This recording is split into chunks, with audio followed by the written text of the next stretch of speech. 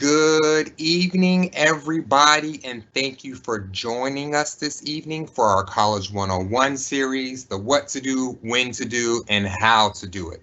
I'll be your moderator for this evening. My name is Anthony Cook, and before we get into tonight's presentations, I just want to go over a couple of things with you. Number one, you can see here on this screen, if you've been with us since Monday, we've already went over the expiration process and all the things that are available to you, all the choices that you have upon graduation, the application process, and how to put your best self in front of the universities and colleges and institutions that you may be attending. Tonight, we're going to be focusing on how to fund your post-secondary education. Tomorrow night, we'll be going over how to actually follow through with your plan. Many times we have great plans set in place, and then when it's time to execute that plan, the ball kind of gets dropped. So we're going to talk to you about what are some things that you can do to avoid that and make sure that your plan gets carried all the way through. We've been meeting every night starting at 6:30. This will carry through till about 7:30. We do want to encourage you to join us for tomorrow night. So you can see in the bottom right-hand corner, there's a QR code for those of you that are here. You can scan it. And it'll take you to the registration for tomorrow evening, which will close out our College 101 series. So I want to give you a little bit of time to be able to do that if you're here with us and you want to get registered for tomorrow. While you're doing that, I want to tell you what tonight's flow will look like. I'm going to go over a couple of housekeeping items with you, and then I'm going to virtually pass the mic to one of our two presenters this evening, our experts on how to fund your post-secondary education. They will present to you, and while they're doing that, feel free to ask questions, which I'm going to talk to you about here in a little bit. And then after our two experts go, I will then pass the virtual mic to a couple of your peers, students who went through this process, who are currently attending universities, to talk to you about their experience, because we know you get tired of hearing from us old fogies. So we want to make sure that you have people that look like you, sound like you, talk like you, walk like you. So we're going to make sure that they have some time to just share with you their experience. And then we're going to go for that quick fire Q&A. So we would be remiss if we did not take the time to thank our partners. As you can see, there are a handful of districts that are a part of this initiative. We have state organizations that are on here that are part of this initiative. They're working behind the scenes. They're doing all the tech stuff where they're putting together presentations. They're answering questions behind the scenes. So we would not be able to do this if it wasn't for everybody that you see here on the screen. So shout out to our partners. Thank you so very much for making this idea in our brains come to fruition. Now, I mentioned Q&A. So if you have questions during the session, we want to encourage you to type those in the Q&A box. There are people that are working behind the scenes that I just said that will be answering your questions. So feel free to bring them up there. It's not just me on here. It's not just the experts. We have several people working behind the scenes that can answer those questions. So if something that is said sparks something for you, please feel free to ask away, and we'll make sure to get those questions answered. We also have time at the end, as I said, we'll do some live Q&As. So if things come up that you just want to hold on to, or things come up towards the end, or you heard a question get answered and that prompted another question for you to ask away. That's what we're here for, to try to field all of those questions for you. And lastly, we do have live closed captioning available. If you click the CC logo at the bottom right of your screen, you'll be able to actually see what's being said, which may help you with the presentation if that's something that you need.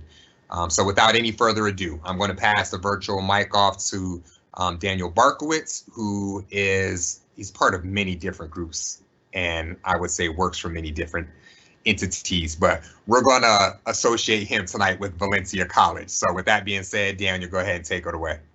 Thank you so much, Anthony, and it's really a pleasure to be with all of you tonight. So thank you for joining us. Anthony mentioned this is the fund section of our evening. I'm going to take the final D off of that letter, and I'm going to try to turn this into fun. So we hope that by the end of tonight, you have some good information about how to apply for financial aid. and have some good background. So let's dive in. And I'm going to present first, and then when I'm done, I'm going to turn it over to Earl Young, talk a little bit about scholarships. But what are we going to learn today? Well, we've got a couple of items on our agenda.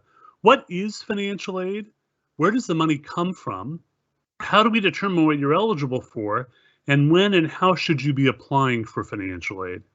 So to begin with, let me give you a little background on who I am. So Anthony introduced me as at Valencia. I'm a financial aid professional with over 30 years of experience in working at colleges, helping students and families pay for college. I've worked at public colleges and private colleges, undergraduate and graduate schools, some very small, some very large institutions. I also keep a blog at moneymanblog.com, which has lots of great information about financial aid. And tonight, because we are limited in time, there'll be a couple of times that I'll refer to my blog, and I'll give you the blog address to take a look at some more information than we can cover, again, in our presentation this evening. So some of the schools that I've worked at, you'll see show up on the screen, but I've worked at Boston College. I was director of financial aid at MIT.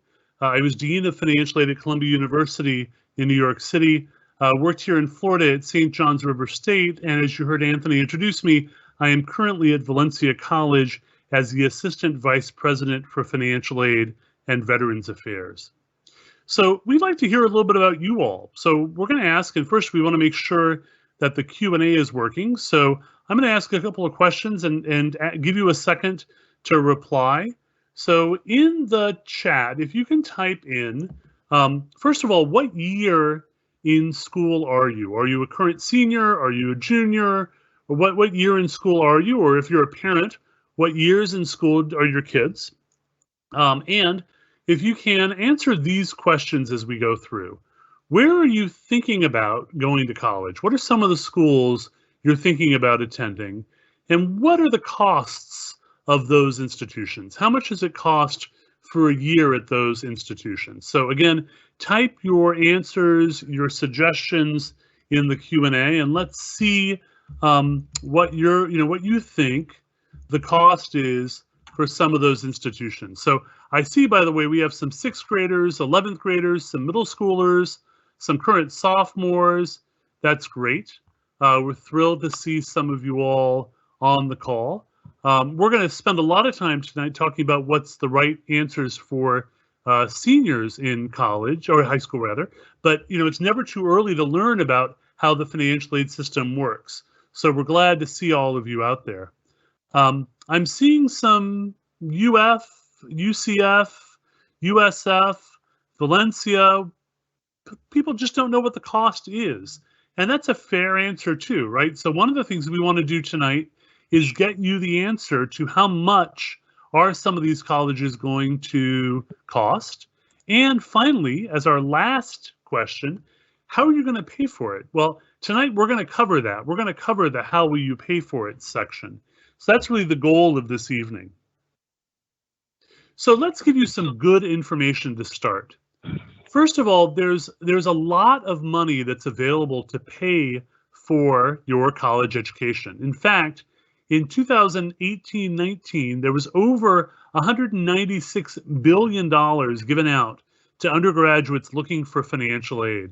And you can see on this chart all the different ways in which the government, private institutions, colleges, state government, foundations, all the different ways that schools and other places provided funding to help pay for college. The good news also is that although you'll see that loans are a big part of helping to pay for college, the amount of loans has actually reduced over time. So if you add up all the loans on this chart together, what you'll see is that loans are only about 1/3 of the funding that's available nationwide. Grants, scholarships, free money, money from the VA and VA benefits, that covers just under 2/3 of the total cost of college, or 2/3 of the money that's available for students. And tax benefits are a small portion, about 6%. Lots of people don't remember that when you file your taxes, you can claim a tax credit if you paid college tuition. So it's important to keep that in mind the year that you go to college as well. And I'll just point out on the bottom of the screen, you'll see where it says learn more. And here's a way that I've linked to the blog so you can read more information about what we're talking about on this slide. The other thing is, where does most of the money come from? Well, about half of the money comes from the federal government, about 52%. 6% comes from states. State of Florida has some pretty phenomenal programs, including Bright Futures. We'll talk a little bit about that tonight. And private and public institutions provide 28% of the funds that are available, while private foundations and private sources, private lenders, provide about 14%. But if you look at the pie chart, I want to draw your attention to one really important number. What's the largest piece of that pie chart? That is institutional grant. That's 28% of all the money that's available in the country. That is colleges and universities helping their students to help pay for college. So when you apply for financial aid, you want to make sure you remember to do whatever is necessary to qualify for those institutional grants. And we'll talk about that as we go through tonight. So I also know this can be a little overwhelming. The financial aid process can. I'm going to give you lots of good information tonight. You should, especially if you're not a senior in high school right now, you should make sure to participate next year and the year after to learn about the changes that are coming in our system. And there's some pretty big changes that are coming in 23, 24. And you'll hear about those at a later time. But you want to keep in touch so you understand how the world of financial aid changes year over year. So the next question is going to college, is paying for college worth it?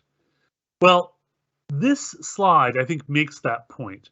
What you'll see on the right side of the screen in the green are the weekly earnings based on education level nationwide. Now, these numbers are from 2019, before the pandemic, but it shows you take-home pay, usual weekly earnings based on education level. And you can see the higher you go up the education level, the more you'll earn on average in your take-home pay.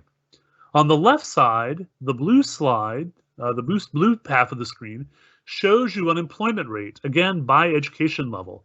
And again, the higher you go in your educational journey, the less likely you are to be unemployed. And in fact, in the midst of the pandemic, I can tell you that the jobs that were most impacted for unemployment were those jobs that had high school degrees or lower. If you looked at 2020 numbers, you would see an even bigger disparity. So it is college education, although it can be expensive, is definitely worth it. And let's talk about the expense. So that's really the next thing we want to cover. There are three main types of vocabulary you want to remember. The first is cost of attendance. What is cost of attendance? Well, at a school like MIT, by the way, the cost of attendance is about $75,000 a year. That seems like a lot of money, but what is that? That cost is everything. That includes tuition and fees, housing, living on campus or off, your meals, your books, your supplies, your transportation to get to Cambridge, Massachusetts, your personal expenses, all built into one budget. It's a budget of how much it's going to cost for you to go to school. And that budget's going to be determined for you by the college. And different schools will have different costs of attendance. So at the high side, you've got the MIT and Harvards of the world that are nearing about $75,000, $76,000. What about a school like a Stetson locally? Well, they're going to be much less, but they're not going to be as low as, say, a state institution, public, or a four-year school like a University of Florida, or even as low as a community college. But cost is the first important factor, understanding what is your cost of attendance. The next number you want to pay attention to is something called your expected family contribution. That is a number that is determined by your application for financial aid. It's how much the system says you can afford to pay for college. So that number comes out of your FAFSA or any other application you might complete. We'll talk about that in a second as well. And that number is used to determine how much financial aid you might qualify for. And the difference between your cost and your EFC is how much you're eligible for, your financial need. So let's look at some examples of cost. So this chart might need a little bit of explanation because it might be a little hard to understand. If you look at the right side of the chart, you'll see Harvard and MIT, and I quoted their costs, right? So they're at about $75,000, $73,000 a year. Emory's at about $72,000. Stetson in Florida is at $64,000 a year. Do you think most people going to those schools are paying that full cost? They're not.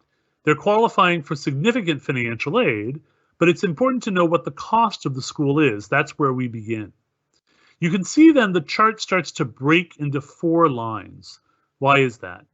Some public institutions and a few private institutions have different costs based on whether you live on campus or whether you live with your parents or relatives. So for example, if I pick UF for the moment, you can see that at University of Florida, they estimate if you're an in-state resident living with your parents, it'll cost you about $12,000, $11,850 for a year. If you live on campus and housing, it'll be about $10,000 more, $21,430. And then you can see the top 2 numbers on that UF section. That's if you're an out-of-state resident. So keep in mind that if you can document you've lived in Florida for a year, you will qualify for in-state tuition. And that in-state tuition is a significant savings off of the sticker price for out-of-state residents. So let's think about how this formula works. Let's say you're applying to 5 different colleges, and the colleges vary in cost from about $70,000 at the high end to about $10,000 at the low end. And you apply for financial aid, and we determine your family contribution is $10,000. If that's the case, no matter which school you're going to go to, you're still going to pay $10,000 out of pocket. The rest of the cost is what you would qualify for in financial aid. Now, some of that financial aid will be grants, some will be loans, some will be work study. We'll talk about that in a second. But you still would qualify for financial aid for the remainder of that cost. So ideally, no matter which school you apply to, you're still only paying out of pocket $10,000. The reason that's important is a lot of people look at that high price tag and think, I can't afford that. Why should I apply to that institution?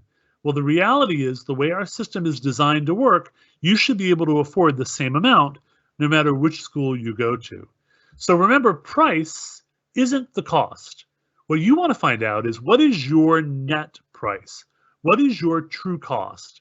Think about it this way. If all of us went out together and bought a TV, bought the same TV set from Best Buy or Walmart, we'd all pay roughly the same cost, right? We'd all pay, let's say it's a $500 TV. Maybe you have a coupon, so you're going to get it for $450, and I'm going to pay retail at $500, but more or less, we'd all get the same price.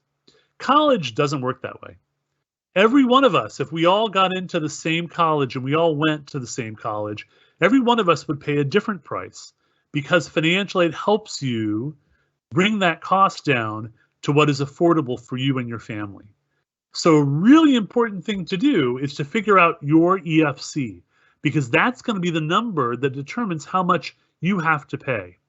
And if you're a younger student in high school right now, one way to figure this out is to use something called the net price calculator. So the net price calculator is required of every college. It's on their webpage, usually on the admissions or financial aid page. You can enter in some basic information about you, your family size, your income, your parents' income, and it will provide an estimate of your family contribution and what kind of financial aid award you might qualify for. Keep in mind that that estimated family contribution through the net price calculator will only be as good as the information you put in. So that GI equals GO, that bullet on the slide means garbage in equals garbage out. If you don't give good information on the estimate, it won't give you a good estimate back. But you can rely on that estimate as a pretty good indication of what kind of financial aid you would qualify for. You can also find a list of the top 300 colleges with direct links to their calculators, their net price calculators, by visiting this link at US News and World Report, and you can go right to those calculators. And it's probably a good idea as you're researching colleges to see how much would it cost me to attend that college. So some other vocabulary we want to make sure you know. Financial aid is made up of 3 different things. There's grants or scholarships. That's the best kind of money. That's money you don't have to pay back. There's loans. Loans is money, again, you have to pay back. Sometimes it's a student loan, might be a parent loan, but loans are part of financial aid. And work awards. Work awards are an opportunity for you to earn money in a job on campus, which can be a great way to supplement your personal expenses while you're living on campus. So before we move on, I want to just spend a moment talking about what do you need to know to apply for financial aid? What form or forms might you need to complete?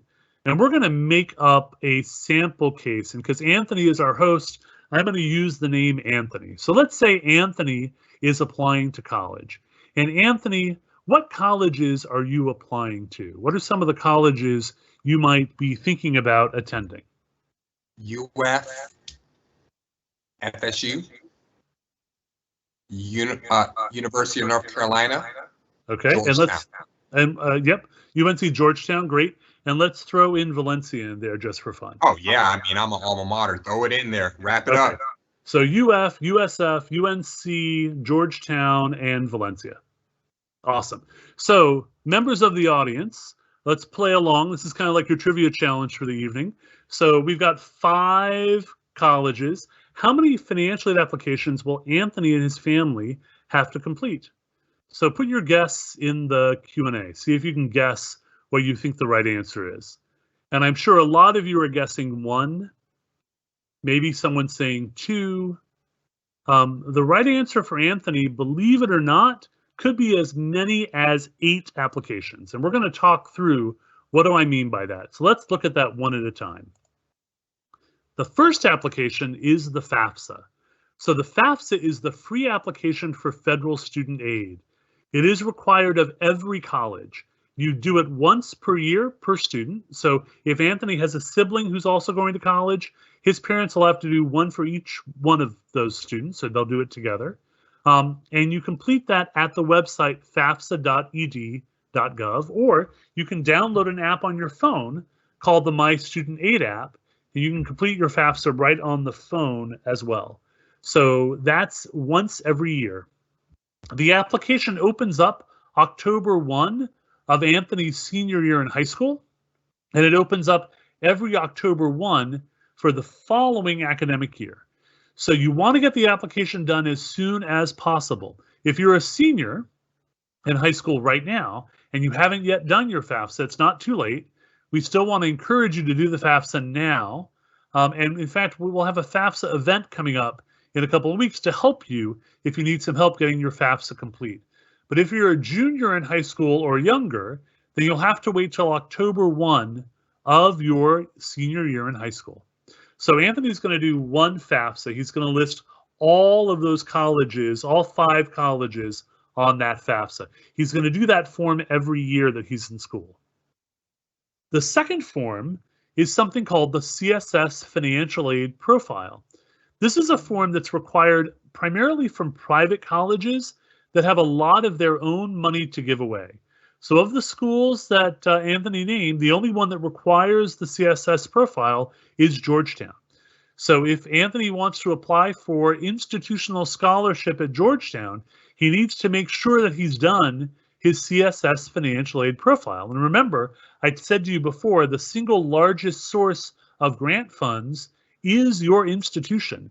So you want to make sure if you're applying to a college that needs the profile, that you get the profile filed and done. That also opens up October 1st of your senior year in high school.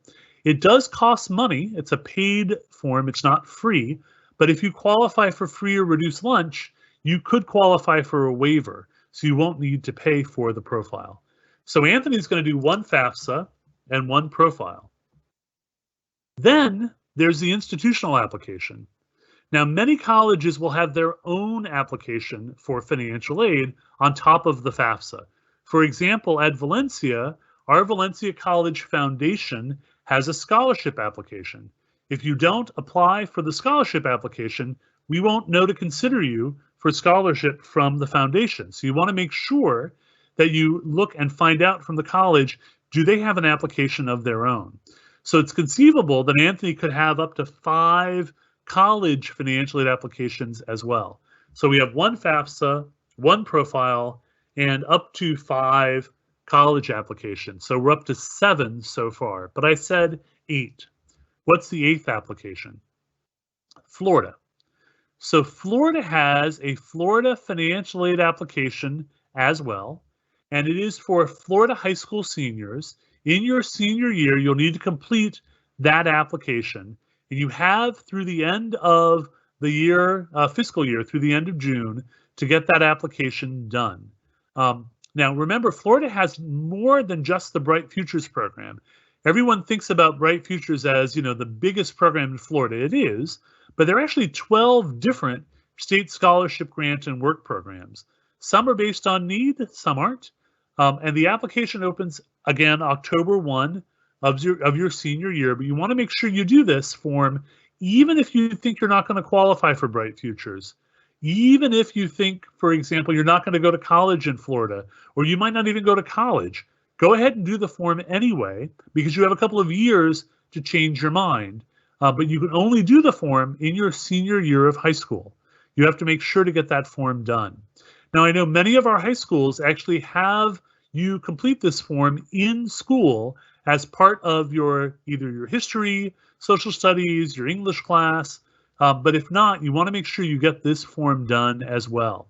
So for our friend Anthony, we have a total of 8 possible applications: 1 FAFSA, 1 profile, 5 college applications, and that Florida financial aid application as well. So how do you sign these forms? Because it's all done online.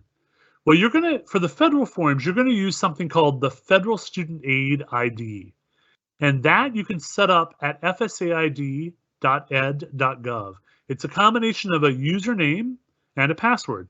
Just like you sign into a bank or you sign into your credit card, you're going to set this up, one for the student and one for at least one parent. And then that's going to be the way you sign off electronically on your application. You need to make sure to use 2 different email addresses, and you want to make sure you keep record of this, because this is your permanent record, your permanent identification for logging in and completing those applications. One other piece of advice: if you're in a divorced or separated situation, if you are a student and your parents are divorced, what parent fills out the FAFSA? That seems like an easy question, but it isn't really. So for the FAFSA, for right now, the parent who fills out the application is whoever you live with. So if you're the student, who do you spend more time with at their house? Do you live more with your father or your mother? If it's your father, it's that household who becomes your custodial household. So be your father, any step parent, any step kids, any siblings living with you, that's the family. If you spend even time between both households, then the question comes into who provides more financial support. But it starts with, where do you live? Some colleges might want information on the other parent, but most for federal funds will only want information on the family you're residing with. The other question is, are you dependent or independent? So a lot of students might, feel like you're very independent, and that's true. But based on the way the federal government looks at this, for financial aid purposes, until you're 24 or married, or you can see all the reasons here, you're actually a dependent of your parents. So your parents' information is required on that FAFSA. If you can answer yes to any of these questions, you the student, then you're independent. But in most cases, you're going to be what's called a dependent student. So we'll want information about your parent, your household, your custodial household, parent or parents. What if you're in a unique situation? Let's say, and this happens to be the case for one of the students I know personally at Valencia, let's say you're a victim of parental abuse. You're not living with your parents anymore. You've moved in with a sibling or a grandparent. In those situations, you can fill out your FAFSA, be in touch with the college, and ask for what's called a dependency override. And if it's granted, you can be considered independent, but they will require you to document your circumstances, provide a letter from a third party, really prove out your independence, because in most situations, you're going to need that parental information until you turn 24. What tax information do you use? So keep in mind that for students starting in 21-22, that FAFSA went live October 1 of 20, and we're going to take the income information from your 2019 taxes. Well, a lot's happened in the last couple of years. What happens if things are dramatically different? So when you file, if you're a senior in high school right now, you're going to do a FAFSA for 21-22, and it's going to be based on your 2019 tax information. But what if your parents have lost their job because of the pandemic, or there's been a reduction in hours, or something's changed in your household? In those situations, you can call and be in contact with the college directly and ask for what's called a professional judgment. You will still fill out your FAFSA with your 2019 tax information, but you'll have a chance to talk with the financial aid officer and ask them to consider something different for you because of your particular circumstance. And again, this is where I would highly suggest reading the blog. I have a very good post that explains professional judgment and what to ask for and how to talk with financial aid officers about that. Daniel, we have about 2 minutes before we got to Yep. move on to Earl. Yep. I'm going to move quickly through. Thank you, Anthony. So, so just one other piece is, remember, your IRS information is going to automatically transfer from the FAFSA or to the FAFSA from your taxes. So when you log in, you want to link it because you don't want to be selected for something called verification. What is verification? About a third of our students nationwide get selected for verification. And if you're selected, you have to turn in copies of your tax information to prove out what you've put on that FAFSA. So with that, I'm going to quickly move, and we'll spend some time talking about scholarships with Earl Young. That was sort of the end. I want to give you one last piece of information before we close, and that is, if you need more help after tonight, where do you go? So let me just share quickly some more places to look to and some more things to look at in terms of more information. So after tonight, the first thing is we're going to have an event called Finishing the FAFSA. It'll be March 22nd and 29th from 6 to 8 p.m. There'll be financial aid professionals who will be available during those hours to help you fill out your FAFSA and complete your FAFSA if you haven't done it already and you're a high school senior. And the last piece of information is, this is my email address. So I know we covered a lot of information tonight pretty quickly.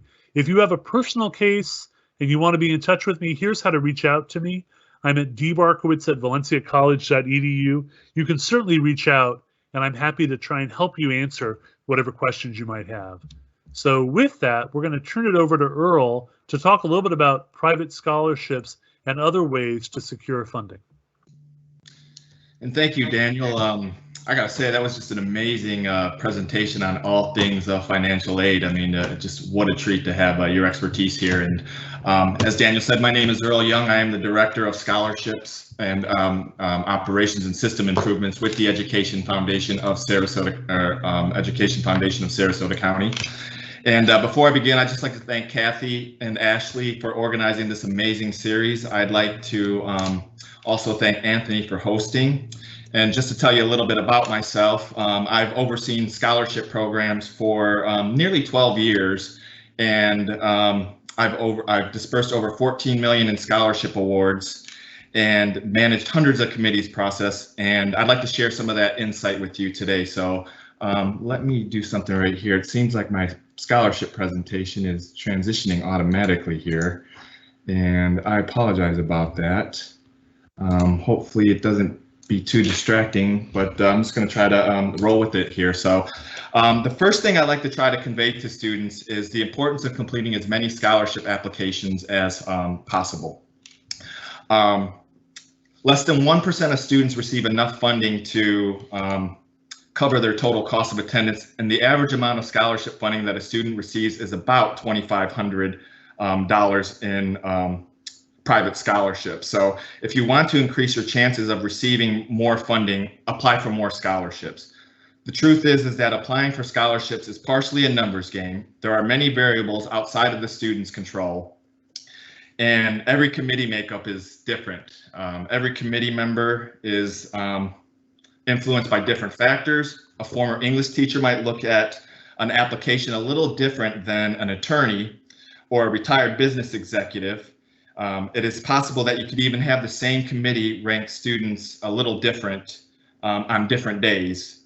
This is a very competitive process, and I apologize here. I'm having some technical difficulties. Is my screen being shared, Anthony? No, it's not, is it? I apologize about that. Let me see what I can do here. Just bear with me one moment. I do apologize about this. I'm not quite certain what's happening here, so just bear with me one moment if you wouldn't. Just give me a second. And let me do this and come back to here and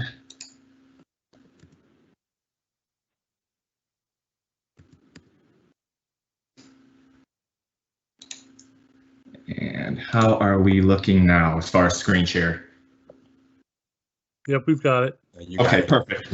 And so again, the truth is that applying for scholarships is partially a numbers game, and that there are many factors outside of the student's control. Every committee makeup is different, and every committee member is influenced by different factors.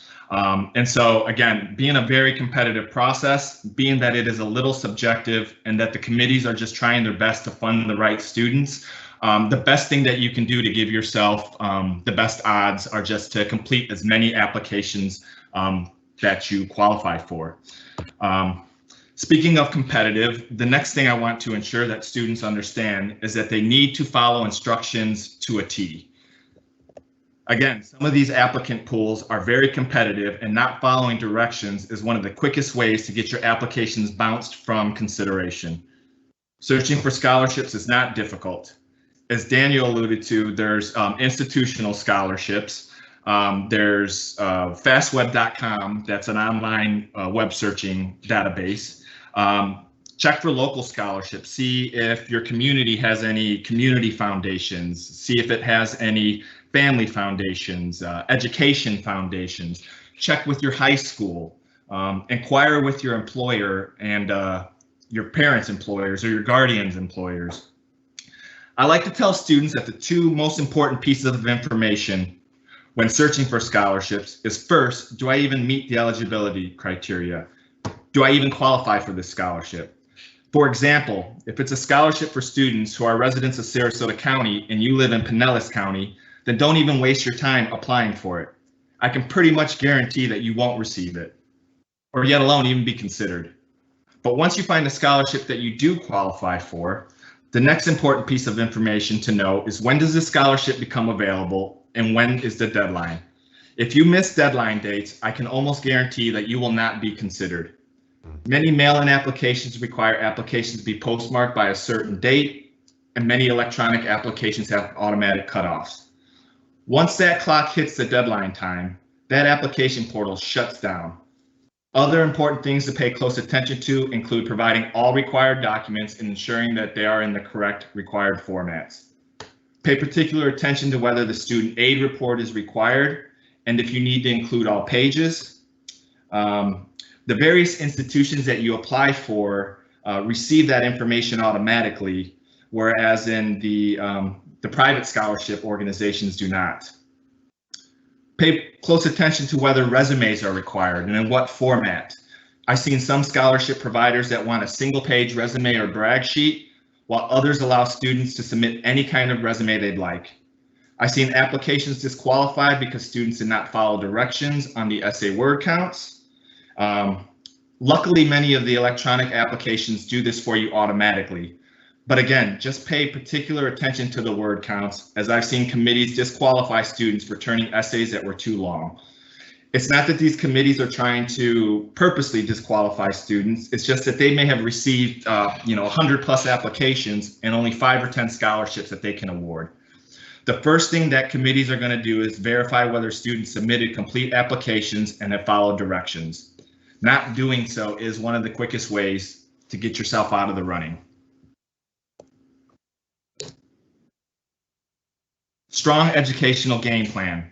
This is what scholarship committees and many college admission committees are looking at initially. Do you have a strong educational game plan, and have you shown the ability to achieve your game plan? To be frank, if you're telling the committees that you're going to be a brain surgeon or an aeronautical engineer with plans to attend Harvard or MIT, and you're a C plus student, they're probably going to have some questions about your ability to achieve those goals. And that might be the extent of your consideration. Whether you're going to be an attorney, a chef, or a writer, a businessman, or a plumber, they need to believe that you have the capacity and tenacity to achieve your goals. However, once the committee believes in your game plan, now they can really start investigating some of the other determinants that will help them decide who to award. Some of those determinants include looking at your reference letter to see if they can get a glimpse into your character and find out what kind of student you are in the classroom. They'll dig into your background, i.e. your resume or brag sheet, to see how you spend your time.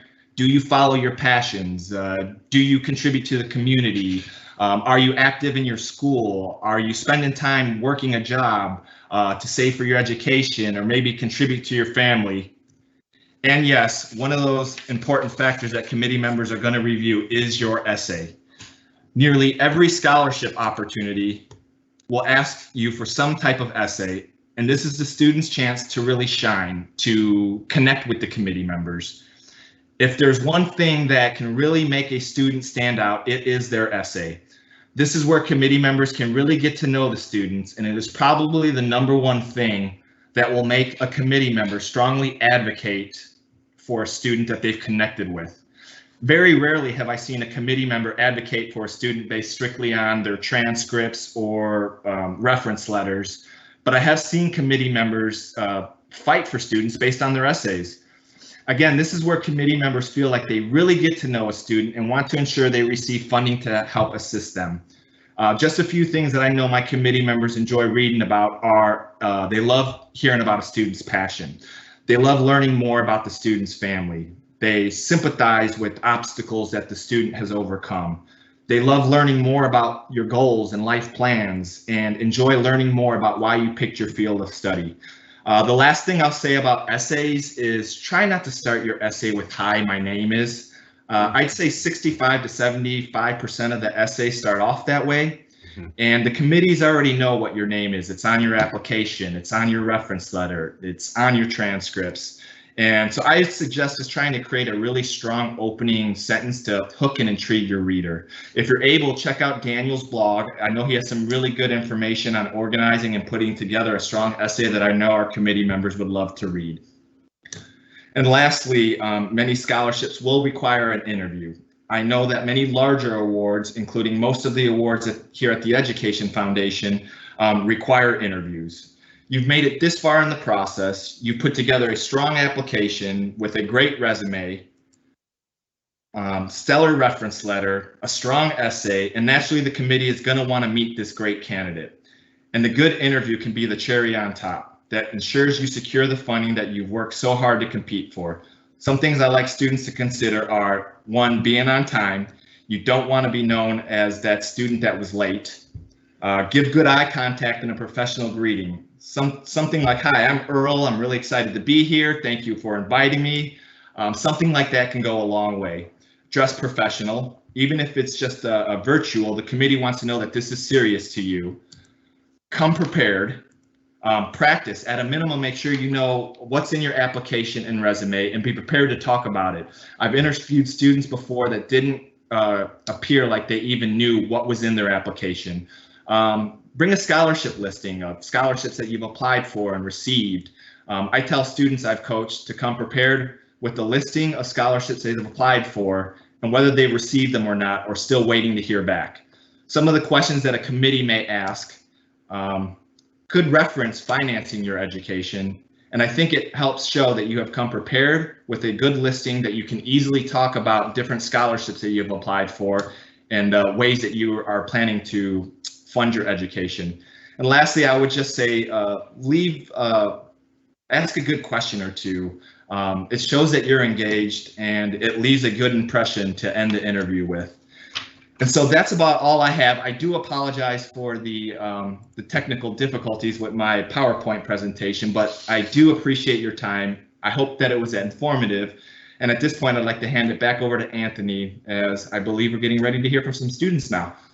Yeah, Daniel and Earl, thank you so much. Everybody that's here, they're going to be on. Remember, after we get through our peer share, we're going to answer some questions. I see them flooding in right now, some really good ones. So we got the experts on here. We're going to circle back to that.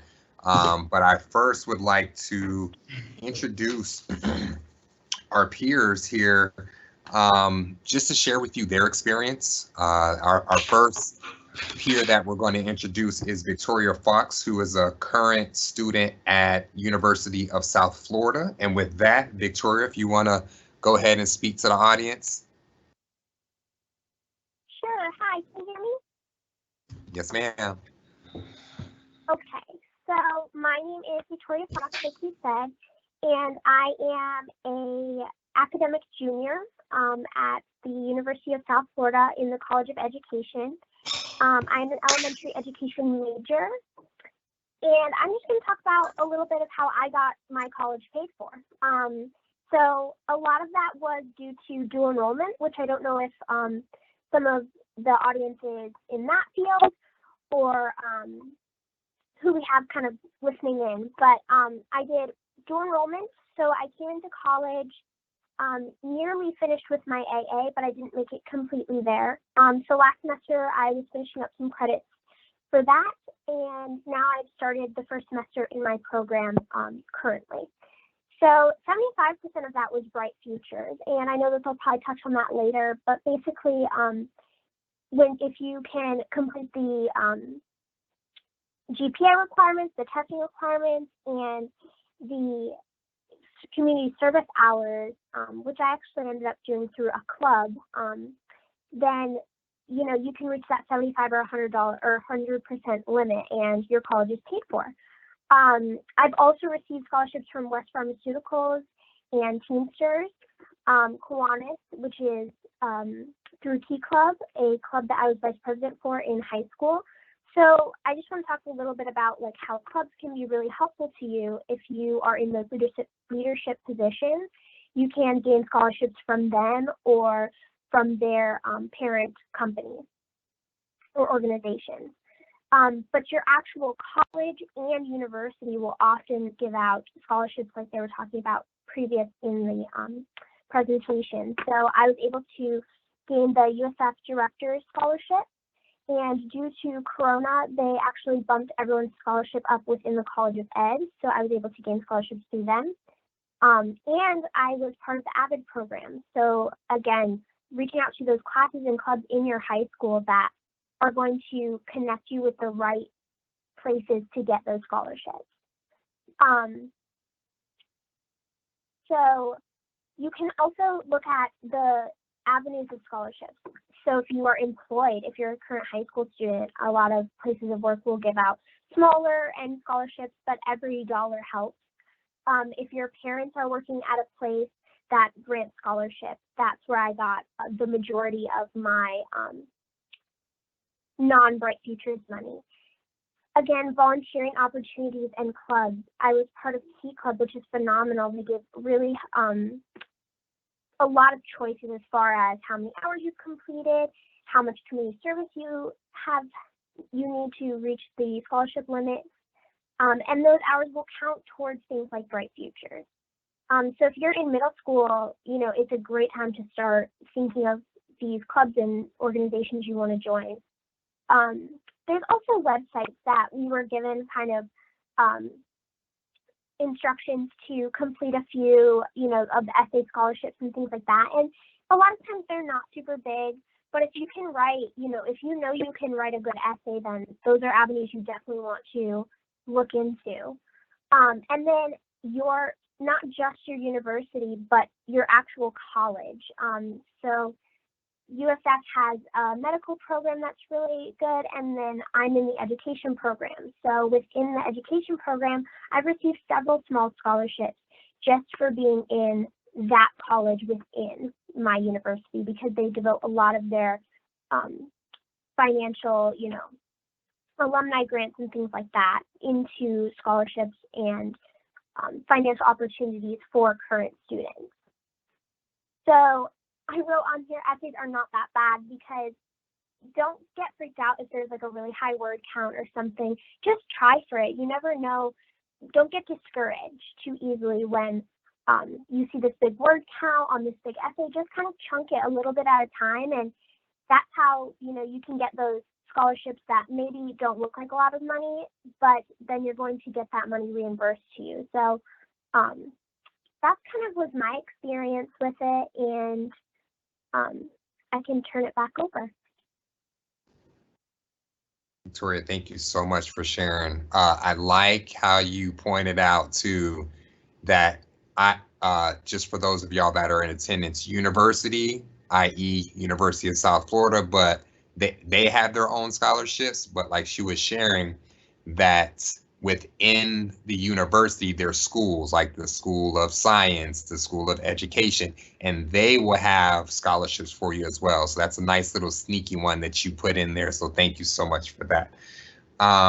Next up, we have Naira Taylor, who is a current student at University of Central Florida, and if I'm not mistaken, is majoring in biomedical sciences. So Naira, if you want to share with everybody your experience, the virtual mic is yours.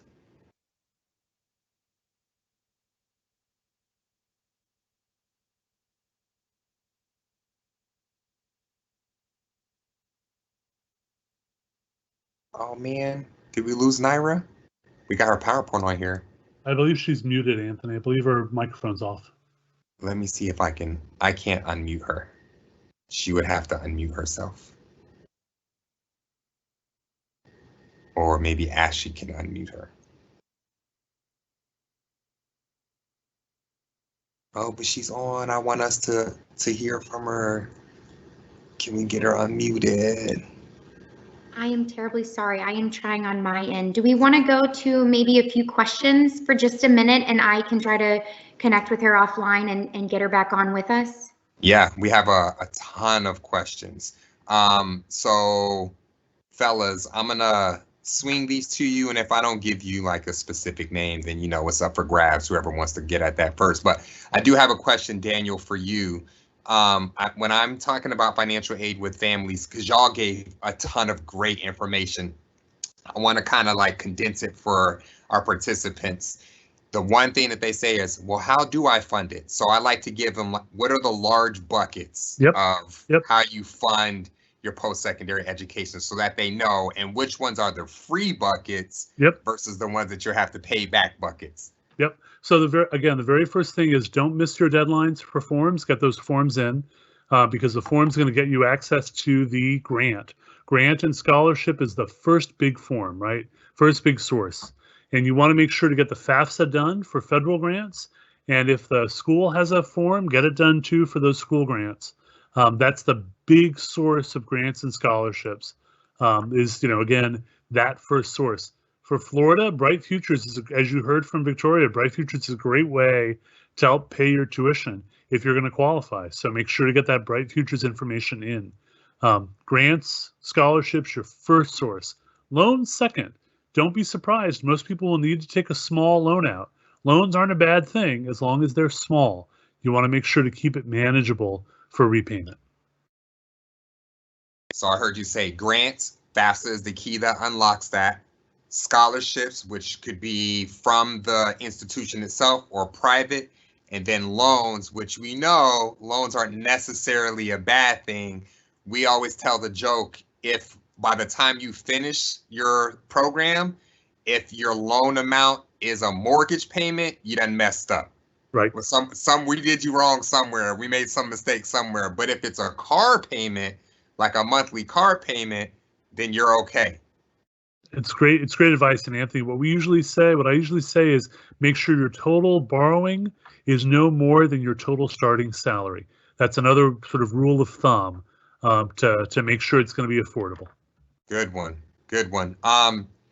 Let me that was in my head. I was thinking about that as y'all was presenting. I was like, oh my gosh, there's so much on here. Let's try to let's put it into snack bites for our participants. But there was a few on here that would be relevant. Y'all kind of answered it, but this would be good for us to clarify a little bit. One of them was, if I apply for a scholarship or grant and get accepted, are there limits on how the money is spent? Well, I would say from a scholarship standpoint, every scholarship fund that you receive is going to be a little different. So like at the Community Foundation, we awarded 80 different types of scholarships, and every scholarship had different criteria based on it. So some of the scholarships, for example, stated that you had to go to a college or university within the state of Florida. Other ones stated that you could go to any college within the United States. Some of them even allowed for you to go to college out of the country. Some of them specified tuition and fees only, or qualified educational expenses, your books and supplies. Other ones said that they would fund your room and board, or non-qualified educational expenses, some of those other things in the cost of attendance, aside from tuition and fees and your books and supplies. So it really depends on the scholarship that you're providing and what the stipulations that the scholarship provider is placing on the scholarship. Every scholarship is different. There isn't a single answer.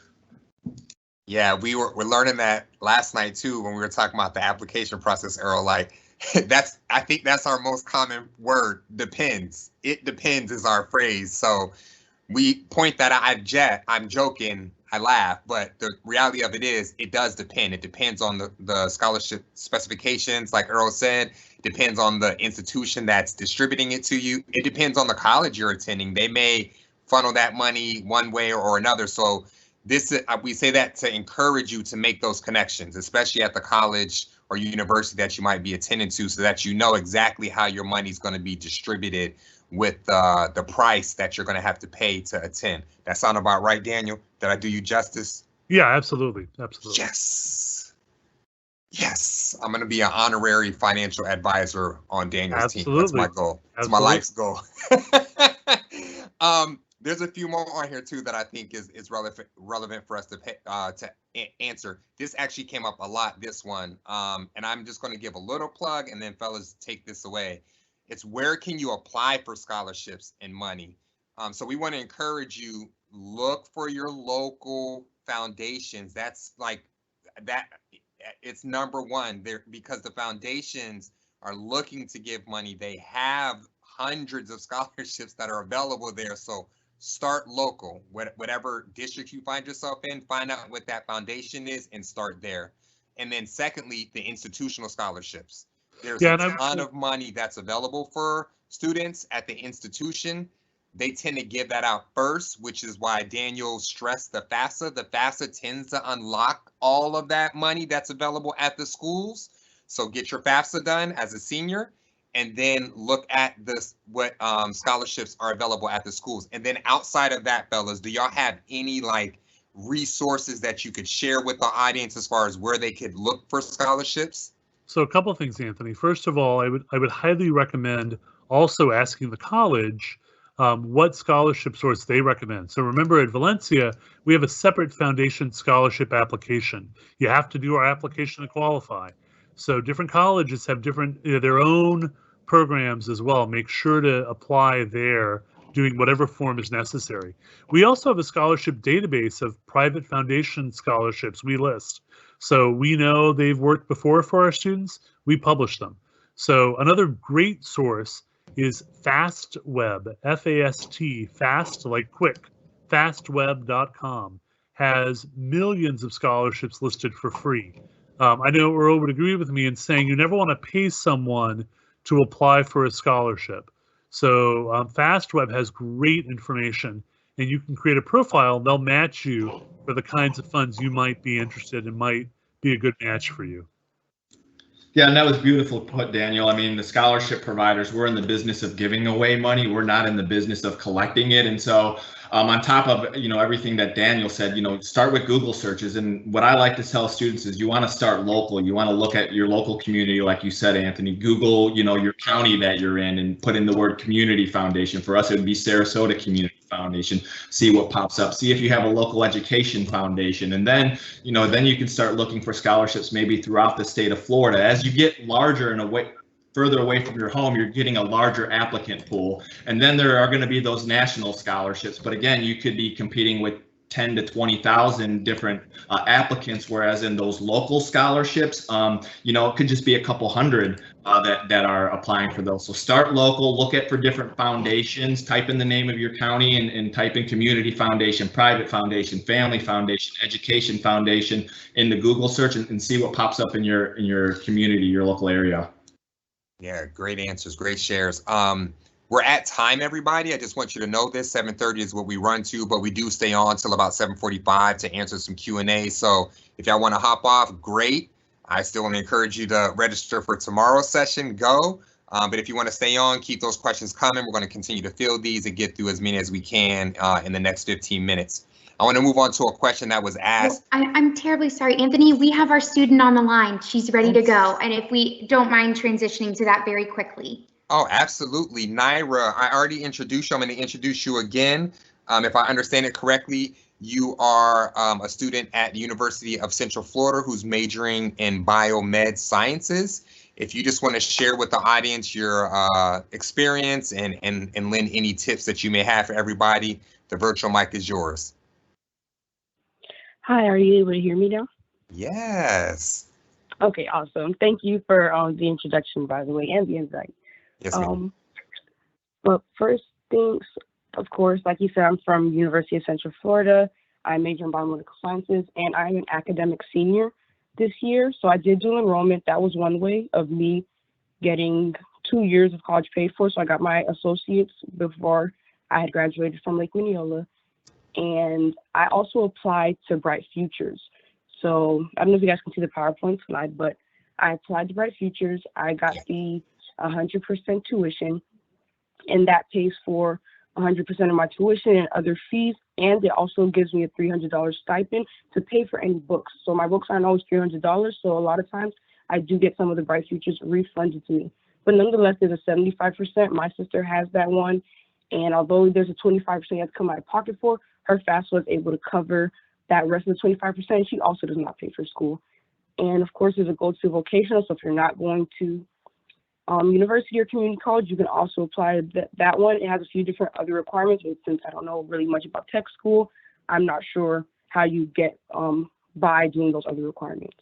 But yeah, that's one of the first things that paid for majority, basically almost all my schooling. And the second thing I did was the local scholarships. So I put an image here for the Education Foundation of Lake County, just because that's the county that I'm from. And this one just throws you in a pool of scholarship opportunities, and the deadline is in 2 days. So if you started and never finished it, I would recommend getting it done. You get a lot of offers from the different ones that they have locally, but not only them, I was able to get 3 outside scholarships from Claremont, one from Claremont, another one was from, I think, Tallahassee, and I can't remember where the third one was from, but I did get Bright Futures plus another 3 just because I took the time to write an essay. I took the time to submit them, call up all these places and inquire about the opportunities that they had so that, they know your name, they know who you are, and they'll remember. Like I've had people go, okay, I remember speaking to you when they invited me for an interview for the scholarship.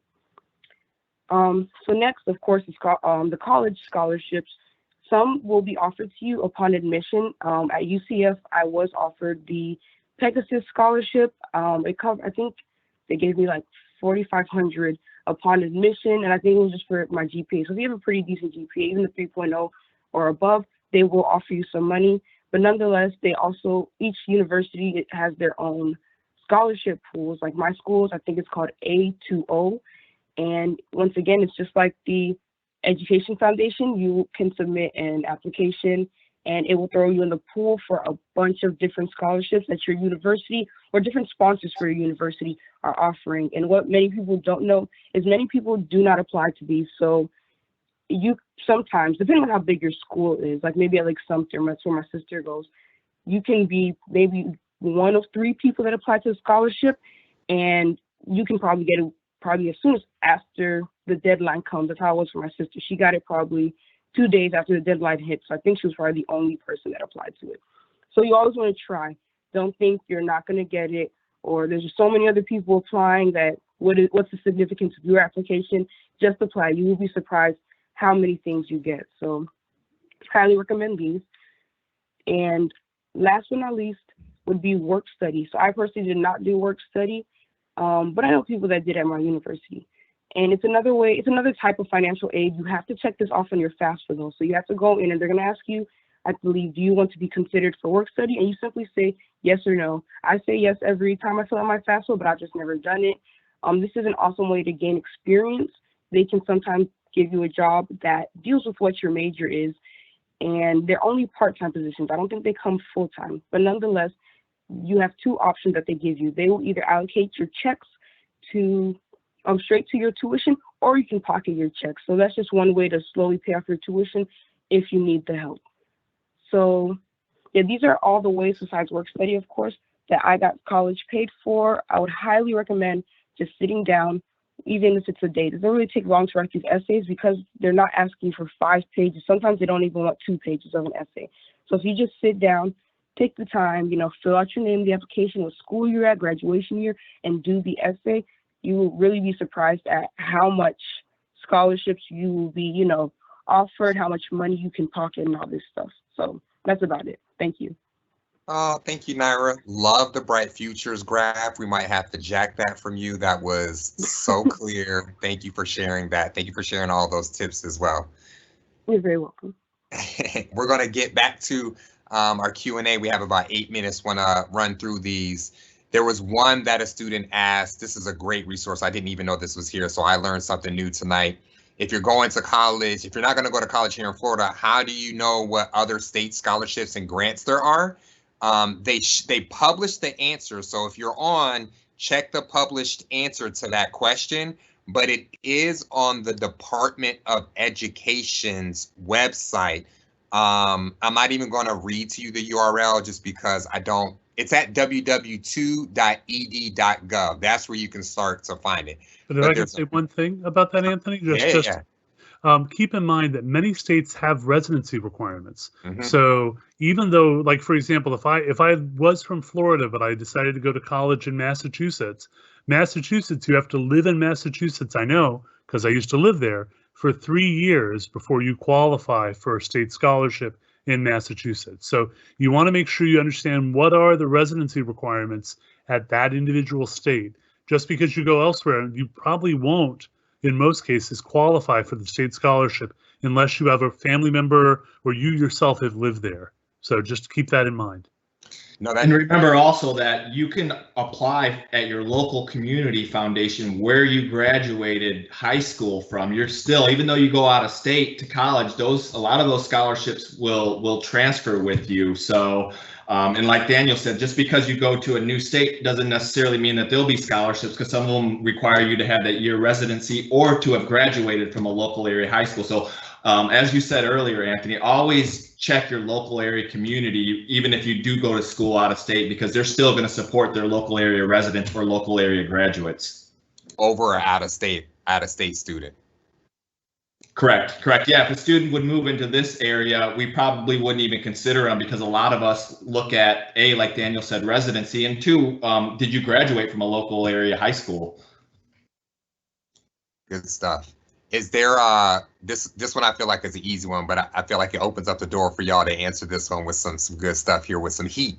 Is there a limit on how many Earl, this might be right up your alley. Is there a limit on how many scholarships or grants you can earn to put toward college?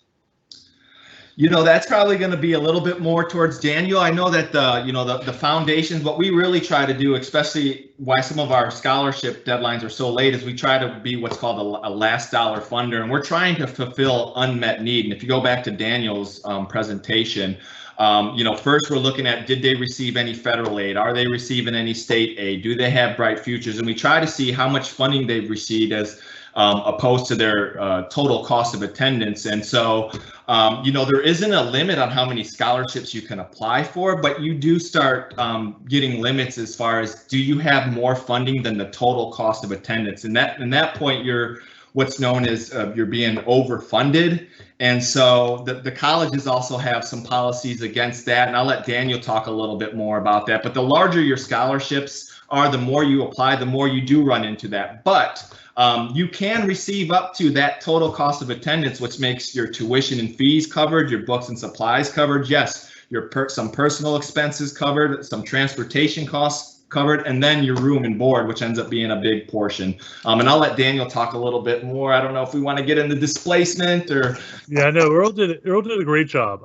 The only thing that I would add, just a couple things. First of all, I mean, you see these stories all the time. There was one on CNN just the other day about a student who got $100,000 in scholarship, right?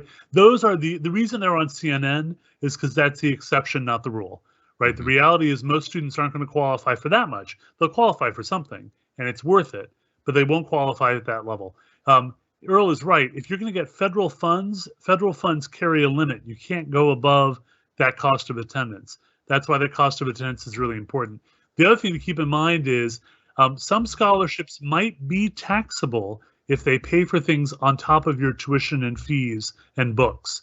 So just understand that it's not just free money. There may be taxable income as a result of that. So it is possible, but there is sort of a practical limit to Earl's point. Fellas, when is the best time you would advise people to start applying for scholarships? Is there a certain grade?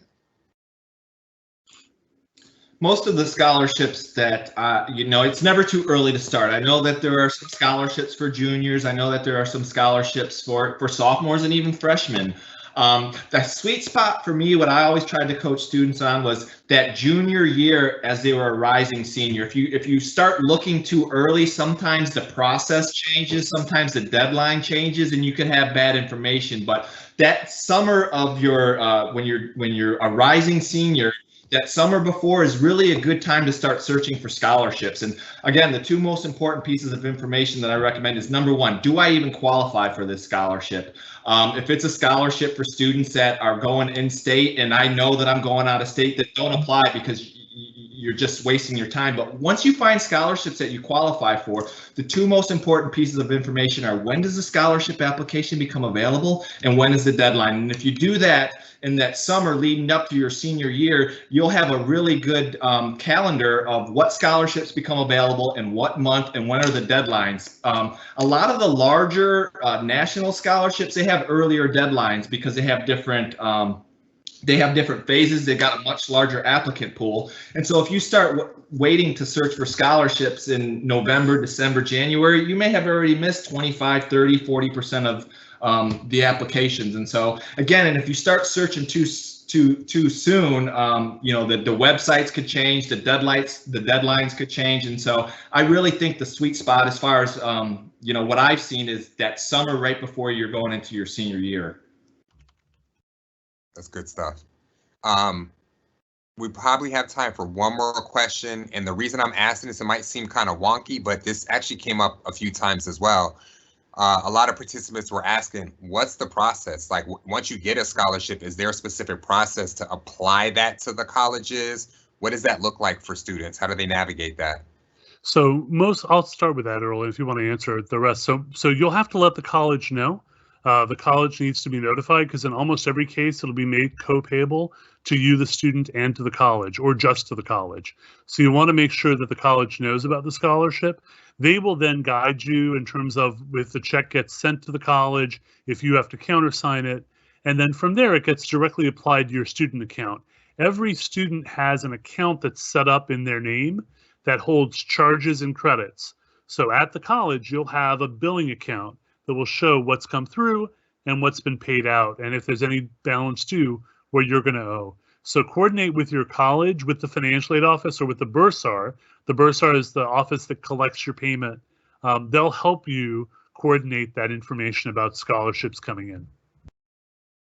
And from a private scholarship provider's point of view, I'd say 90 to 95% of the scholarships that are privately awarded, the funding is going to be sent directly to the college. And so another thing that I would recommend is students really keep good track of the scholarships that they've applied for and the scholarships that they've received, because many of the scholarships that students receive, there is a stipulation of that there must be a scholarship agreement form sent back to the scholarship provider, just saying you adhere to the terms. You're going to let us know about other scholarships so we know that if you're overfunded. And until we receive that scholarship form, we might not send the check. And so if you've received quite a few different scholarships, you're going to want to make sure that the school has received those fundings. It does happen on occasion, especially at some of those large schools where maybe the check gets put into the bottom of a pile and doesn't get properly credited to the student account. And if the student is not keeping track of this and